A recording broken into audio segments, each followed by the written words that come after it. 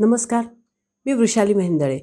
या 16व्या भागात मी तुमचं सगळ्यांचं स्वागत करते. मी आज जी केस सांगणार आहे ती माझी एक जुनी क्लायंट आहे हेमांगी म्हणून. शी इज अ लेक्चरर. तिला पुण्यातल्या एका न्यूरोसर्जननी माझ्याकडे पाठवलं. याचं कारण या हेमांगीला अचानक 2 वर्षापूर्वी ती झोपेत अनकॉन्शियस झाली आणि कुणाला कळलंच नाही. जेव्हा लक्षात आलं तेव्हा तिला हॉस्पिटलमध्ये ॲडमिट केलं आणि सगळ्या तपासण्या केल्या.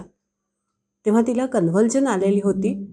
त्याप्रमाणे मग डॉक्टरांच्या म्हणजे न्यूरोसर्जनच्या ट्रीटमेंट्स चालू झाल्या आणि या ट्रीटमेंटच्या अंडर ज्या काही गोळ्या औषधं येतात त्यामुळे तिचं वजन हे अतिप्रचंड वेगाने म्हणजे 40 किलो एवढं तिचं वजन हे वाढलं. आणि वजन वाढतं हे तिला लक्षात येत होतं, पण डिप्रेशन येईल आणि आपल्याला त्रास होईल म्हणून ती वजनाच्या काठ्यावर काही केल्या चढायला तयार नव्हती.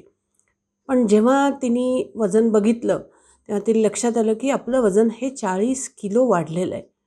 तेव्हा ती डॉक्टरांना म्हणाली की अहो डॉक्टर, हे कसं शक्य आहे? एवढं कसं काय वजन वाढलं आहे माझं वजन वाढलं हे लक्षात येत होतं मला, पण 20 किलो 25 किलो असेल, 40 किलो हे खूप जास्त होतं आणि ती डिप्रेशनमध्ये गेली. त्या डॉक्टरांनी सांगितलं की तू वृषालीकडे जा, काय करता येईल आपण बघूयात.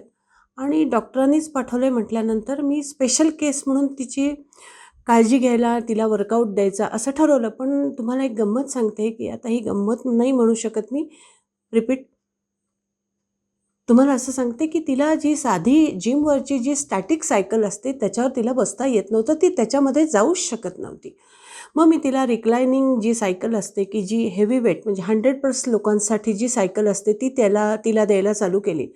तिला वर्कआउट करता येत नव्हता, तिला जिना चढता येत नव्हता. 5-6 पावलं चालली की तिला दम लागायचा. त्याच्यातच तिला बीपीचा त्रास सुरू झाला आणि त्यामुळे तिचं फ्रस्ट्रेशन प्रचंड कमालीचं जास्त वाढलेलं होतं.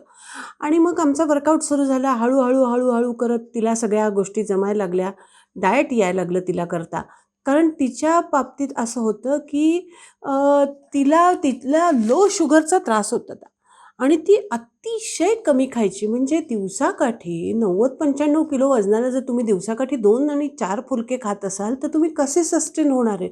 आणि तिची बॉडी ही ग्लुकोज मागत होती, पण ही बाई खायलाच तयार नव्हती वजन वाढेल म्हणून.